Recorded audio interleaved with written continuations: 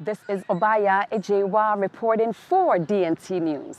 Today I'll be interviewing a young man by the name of Owura Sarkodieh. Owura Sarkodieh is a native of Ghana, West Africa. Owura is running for Councilor at-large and mayor for the city of Worcester, Massachusetts. Come with me and let's chat with Owura Sarkodieh. Owura, can you tell us the difference between Councilor at-large and mayor? Because it seems like you're running for Councilor at-large and mayor of the city of Worcester. So can you explain? Okay, so the Worcester Charter, I think they had it in such a way that we have district councillors in Worcester who have in all the districts we have a district councillor and we have a councillor at large. So the councillor at large is someone who oversees the entire. So everyone in Worcester can vote for a councillor at large. And the mayor is also a councillor at large. But whoever gets the majority in the mayorship race, who checked or who checked himself or herself out to also be in the mayorship race, could be the mayor of Worcester. So I'm running for councillor at large and mayor. So hoping that when I get the majority in the race, I can be the mayor. Okay. So whoever automatically, so just so people would know it, the mayor is also a councillor at large. Okay. But he got the majority. That's why he became the mayor. Oh, yeah. Okay. Wow. Thank you so much for clarifying it, because I'm sure our viewers are wondering what the difference are. Yep. I just want to get a little background as to how you started and why you decided to go into politics. Well, Owura Sarkodieh is a young man. I still consider myself as a young guy. I feel like I will never grow.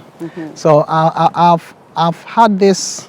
I've had a lot of people who've told me since I was a kid, like, this guy, you have something in you that you don't know. I didn't even know it. You know, people will invite me into competitions when I was a kid. Wow. They would, like, spelling bees. They will come like this area. I grew up in Ashtown, anyways. In Ghana. In Ghana, Kumasi, and there was so much competition. Kumasi, yep. And people will be like, even as now, people will comment on my Facebook post like, if you knew this guy, you would never be surprised. Wow. I didn't even know myself. You know, so in my school too, I went to competitive schools. Cambridge International, every Friday we do like spelling bee. It was so competitive, our sections. And I went to a Pokuwari school. Pokuwari school too is like, there's too much competition over there. You know, the students, we compete, we survive on competition. So when I came back, when I came to the United States, my dad, like I keep saying, he's a savvy politician. He would bring the Boston Globe article there, Bill Clinton when he was going, like, yeah, we'll go to Clinton campaigns and stuff. So that was where I started feeling like, wow, I think I have some political thing. Because sometimes when I talk to people, they're like, wow, are you a politician? Like, no, people will be like, wow, like, you know, you have something in you. Maybe you don't even know. So in college too, I had some friends, some Nigerians who be like, hey, Owura, we feel like, why don't you stop whatever you're doing and go to politics? I'm like, come on, you guys, you know, I don't think I'm cut for politics. That's what I keep telling them. You feel as if you were born to do this. Yeah, but sometimes like, you know. When and why did you decide to run for, you know, public office here in the city of Worcester, Massachusetts? Okay, so my decision, I started back in 2004 when John Kerry was coming. And we used to go for the Democratic Town Committee meetings at Putney Square. Okay. You know, we find ways we got to make sure we put John Kerry in there. Like, yeah. And at that time I couldn't even vote. But I'm like, no, we got to put John Kerry in there. So we did our best, and it wasn't the best, you know. But since then, I'm like, I think maybe I can do it, because I met a couple guys like Ed Augustus, you know, and Tim Murray. I met some Worcester politicians over there, you know, and I'm like, maybe one day it's something that I'm gonna do, but I need to prepare myself. You know, this is not a decision that you can make on your own. At that time, I wasn't married. I didn't even have my degree yet. But I'm like, no, one day I'm gonna come. So I would say, like, back in 2004, that was when I decided that I'm gonna come one day. And you know, with the current state of anti-immigration condition in the United States right now, how do you think, or how impactful would you think it would affect your candidacy? Well, I think it's unfortunate that we are in this state, but one thing that I've known is that there's something good with America that cannot be undone with what we're seeing right now. I believe in America so much. I believe in the people. I believe in how they can reshape their things, you know, from the Second World War, how America rose up and became a superpower and everything else. So I see this as a flicker. I see it as like, you know, a moment that will pass. Okay. So I choose not to define America by the current sentiments that we have that we're seeing over here.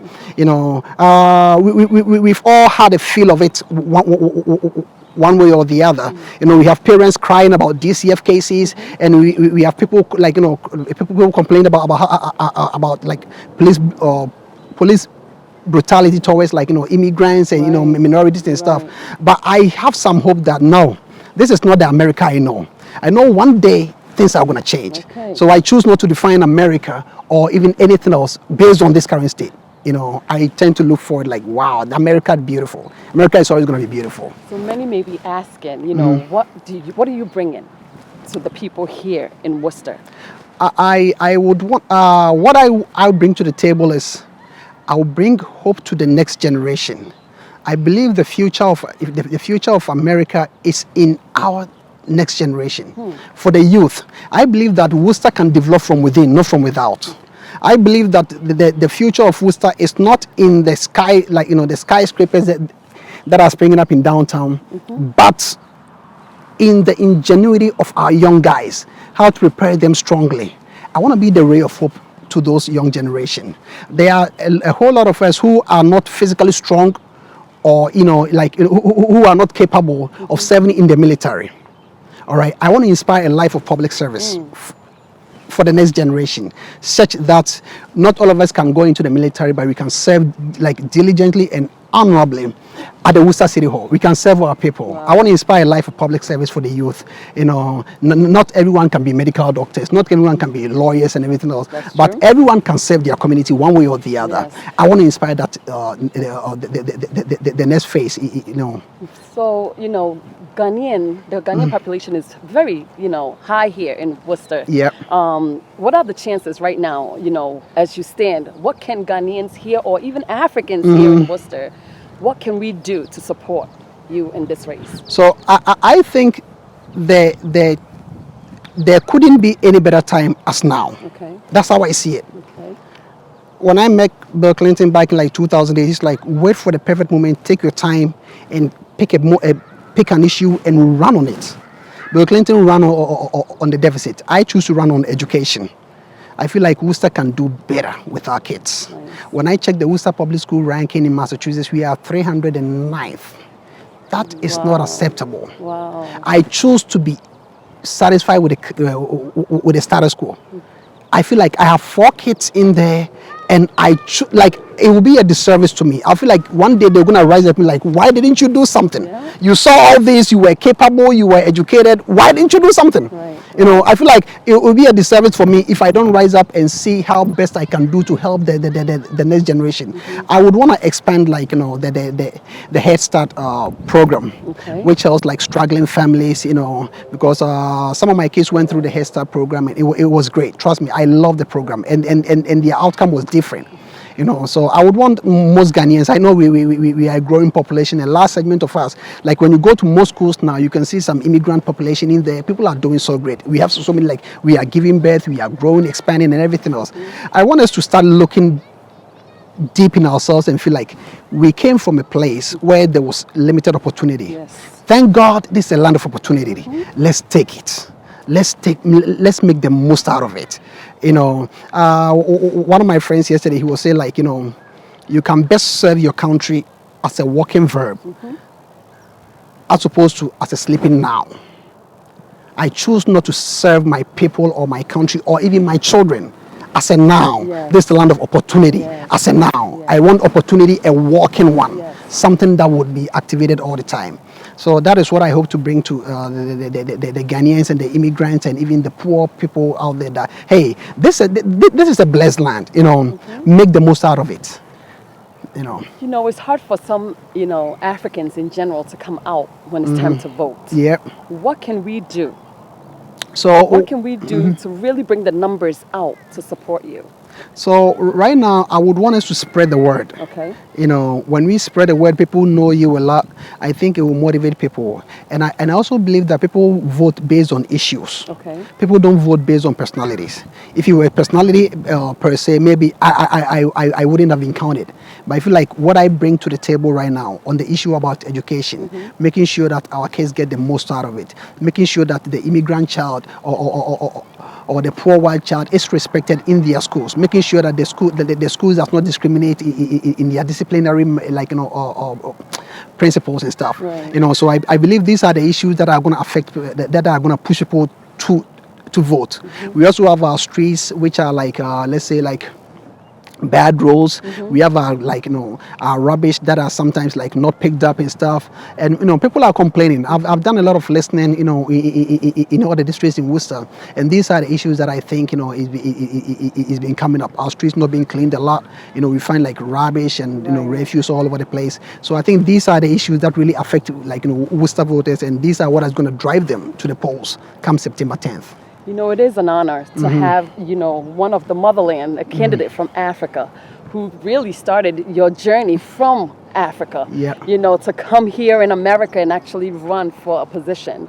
We're so proud of you. And, you know, whatever it is that DNT can do to really assist you, please do not hesitate to reach out to DNT.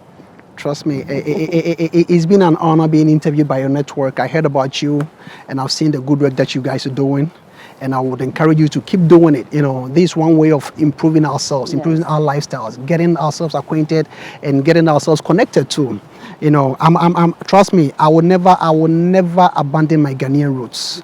It is a place that gave me so much, like, values. I had a lot of value system, you know, being raised in Ghana, for like, you know, for example. So it is something that I take it as an honor. I want to do it for the next generation. Like I keep saying, I want the next generation, the next child after me, to look back, be like, wow, this uncle, this brother, this cousin of ours, he came from nowhere. He even has an accent and he's fighting for us. So I want to be that ray of hope for the next generation. Those are what keeps me up every day. When I wake up every morning, I look at my kids, I'm like, you are not going to be a statistic. I tell them straight, you will never be a statistic so long as I'm alive. You know, I want the next generation to be like that. You will never going to be a statistic. You will, you know, the odds are so much tilted against the poor person. So much tilted against a person of color. The odds are tilted so much against someone who has an accent. But I want us to look at ourselves differently and have a different spirit, that we have this can-do spirit. That is the spirit of America. That is the spirit that raised America up from the ashes of the First and Second World Wars. We can do it. America did it. We can also do it. So again, we thank you so much, and we wish you all the best of luck in this race. We know you'll do great, and we are, you know, encouraging every African who's in Worcester, you know, to come out and vote. And when is election time? Election time is on September 10th this year.